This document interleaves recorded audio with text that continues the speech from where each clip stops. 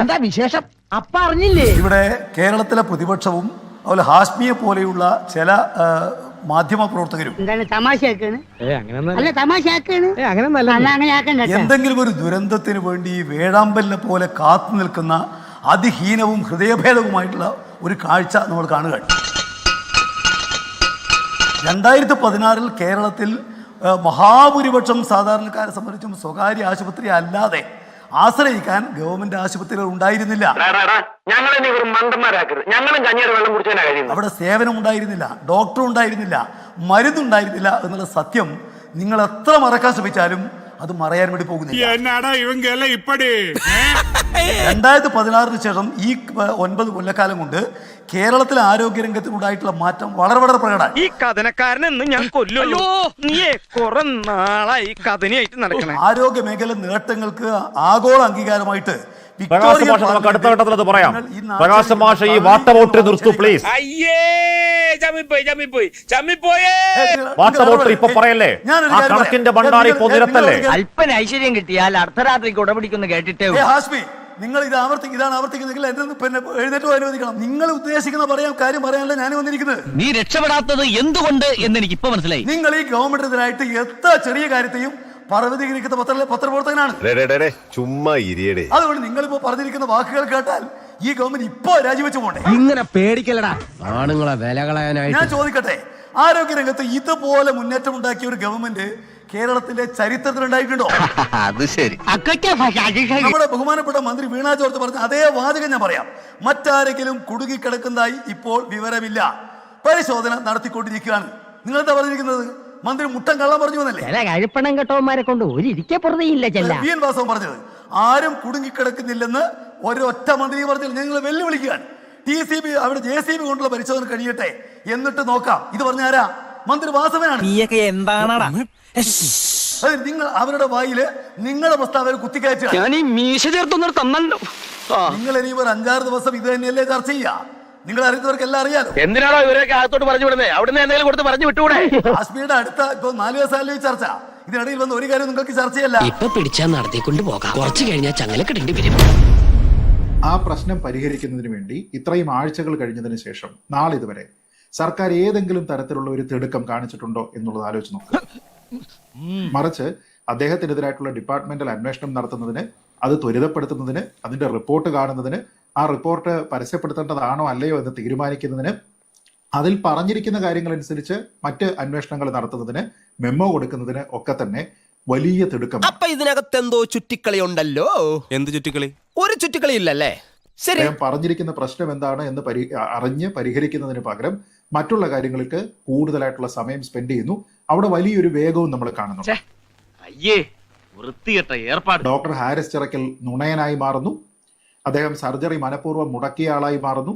അദ്ദേഹം ജോലിയിൽ വീഴ്ച വരുത്തിയ ആളായി മാറുന്നു. ഡിപ്പാർട്ട്മെന്റ് ഹെഡ് എന്ന നിലയിൽ അദ്ദേഹം ഉത്തരവാദിത്തം കാട്ടാത്ത ഒരാളായി മാറുന്നു.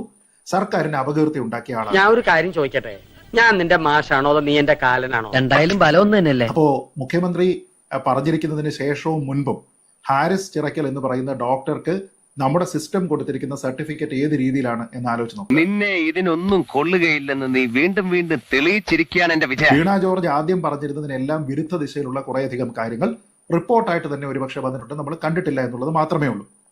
അതിൽ കേവലം ഒരാരോപണമല്ല, മറിച്ച് ആരോപണങ്ങളുടെ ഒരു കൂമ്പാരം. സ്വന്തം കഴിവുകേട് മറയ്ക്കാൻ ഉപകരണങ്ങളിൽ പഴിചാരുക. അതല്ല എങ്കിൽ എന്തുകൊണ്ടാണ് 2 വർഷം മുമ്പ് കാണാതെ പോയി എന്ന് പറയപ്പെട്ട ഒരു മെഡിക്കൽ ഉപകരണം പിന്നീട് അത് അങ്ങനെ ഉണ്ടായിട്ടില്ല എന്ന് അന്വേഷണത്തിൽ തെളിയിക്കപ്പെട്ടിരിക്കുന്ന ഒരു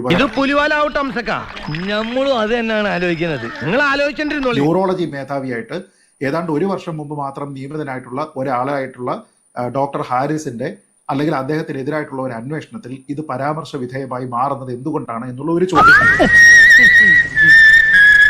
താങ്കൾ തന്നെ നേരത്തെ പറഞ്ഞതുപോലെ അവിടെ റെഗുലർ ഓഡിറ്റ് ഉണ്ടാകേണ്ടതല്ലേ? അവരുടെ സ്റ്റോക്കും കാര്യങ്ങളും ഒക്കെ തന്നെ പരിശോധിക്കേണ്ടതല്ലേ? അതിൽ എന്തെങ്കിലും പ്രശ്നമുണ്ടെങ്കിൽ അത് റിപ്പോർട്ട് ചെയ്യപ്പെടേണ്ടതല്ലേ? ഇതൊക്കെ തന്നെ റുട്ടീനായിട്ട് നടക്കേണ്ടതാണ്. അദ്ദേഹത്തിനെതിരായിട്ടുള്ള അന്വേഷണത്തിന്റെ കാര്യങ്ങൾ പറയുമ്പോൾ എന്തിനാണ് ഈ ഡിപ്പാർട്ട്മെന്റിൽ നിന്ന് വില കൂടിയ ഒരു ഉപകരണം കാണാതെ പോയി എന്ന് പറയുന്നത്? അപ്പോ ഇത് അദ്ദേഹം കൊണ്ടുപോയി എന്നാണോ പറയുന്നത്? അദ്ദേഹത്തിന്റെ ഡോക്ടർ ഹാരിസ് പറയുന്ന കണക്കനുസരിച്ചാണെങ്കിൽ ആ പറഞ്ഞതിൽ ഒരു 6 ലക്ഷം തള്ളിയിട്ടുണ്ട്. 13 ലക്ഷത്തി സംതിങ് ഉണ്ട്, മറ്റേത് 20 ലക്ഷം എന്ന് പറയുന്നു. ഞാൻ പറഞ്ഞത് ഇതെല്ലാം കൂടെ അദ്ദേഹം എടുത്തുകൊണ്ട് പോയിട്ട് അദ്ദേഹത്തിന്റെ ലിവിംഗ് റൂമിൽ ടീപ്പോയിൽ വെച്ചിരിക്കുന്നു ഓസിലോസ്കോപ്പ് എന്നാണോ നമ്മൾ പറയുന്നത്? അത് അദ്ദേഹത്തിന്റെ ഉത്തരവാദിത്തമില്ലായ്മയാണ് അതവിടെ കാണാതെ പോയത് എന്നാണോ? അതോ ടൈം മെഷീൻ വെച്ചിട്ട് താൻ 1 വർഷം മുമ്പാണ് അവിടെ ചാർജ് ഏറ്റെടുത്തത് എങ്കിലും 2 വർഷം മുമ്പുള്ള കാലത്തേക്ക് അദ്ദേഹം തിരിച്ചു പോയതിനു ശേഷം ഇത് സെറ്റ് ആക്കിയിട്ട് തിരിച്ചു വരണം എന്നാണോ പറയുന്നത്? എന്താണ് മന്ത്രി ഉദ്ദേശിക്കുന്നത്? എന്നെ സംശയിക്കരുത്. അതുകൊണ്ട് ആ പരാമർശം ഒരു തരത്തിലും ഒരു നിഷ്കളങ്ക പരാമർശമായിട്ട് കണക്കാക്കാൻ കഴിയുകയില്ല. അത് വാങ്ങിയിരിക്കുന്നത് MP ഫണ്ട് ഉപയോഗിച്ചാണ് എന്നൊക്കെ പറഞ്ഞാൽ എന്തിനാണ് ആ MP ഫണ്ടാണ് എന്ന് പറയുന്നതിന്റെ ഉദ്ദേശം എന്താ? ഞാനൊരു സത്യം പറഞ്ഞ് വിശ്വസിക്കൂ. എന്നാ എനിക്കത് ഓർമ്മയില്ല. വളരെ കൃത്യമായിട്ടാണ് ഇത് പ്ലേസ് ചെയ്യുന്നത്. നമ്മളൊരു സിനിമയിൽ ഒരു തിരക്കഥയിൽ വരുന്ന കാര്യങ്ങൾ, നമ്മൾ സിനിമയിൽ ചിത്രമായിട്ട് കാണുന്ന കാര്യങ്ങളിൽ ഒരു പത്രം ഒരാൾ വായിക്കുന്നുണ്ടെങ്കിൽ ആ പത്രം കേരള കൗമുദിയാണോ ദേശാഭിമാനിയാണോ എന്നതുവരെ പ്ലേസ്ഡ് ആണ് എന്ന് പറയുന്നത് പോലെ തന്നെ ഇതിൽ ഉപയോഗിക്കുന്ന ഓരോ വാക്കും പ്ലേസ്ഡ് ആണ്. വലിയ തെറ്റായി പോയെന്ന് എനിക്ക് ഇപ്പൊ തോന്നുന്നു.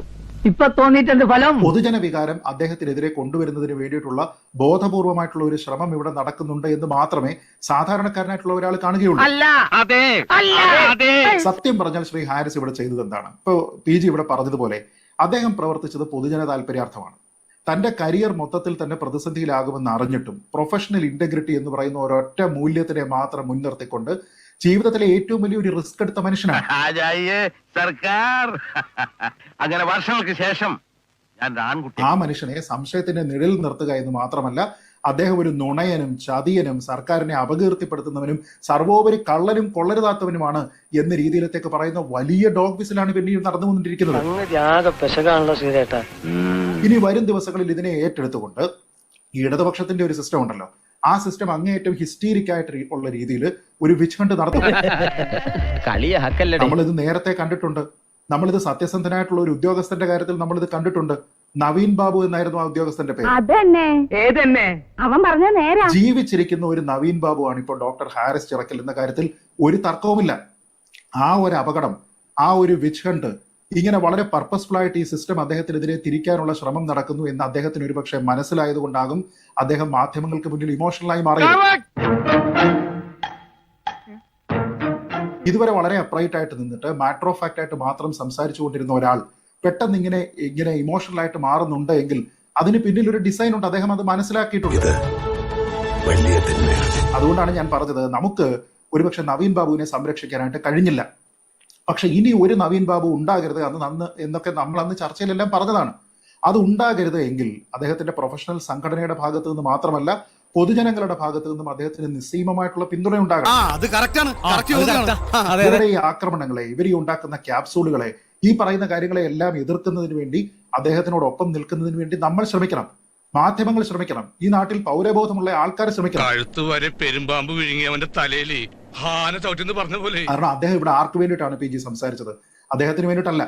അദ്ദേഹത്തിന് എന്തെങ്കിലും ഒരു ഗുണം ഉണ്ടാക്കുന്നതിന് വേണ്ടിയിട്ടല്ല.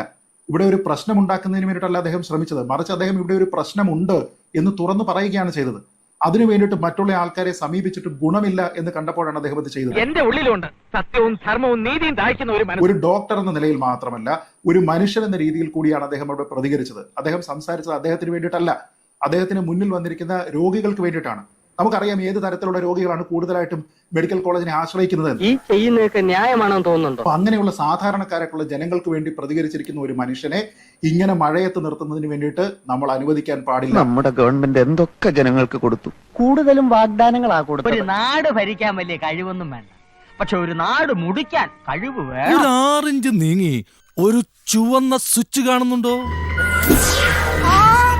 കാണുന്നുണ്ട്. ഈ സ്വിച്ചിന്റെ കാര്യമാണ്.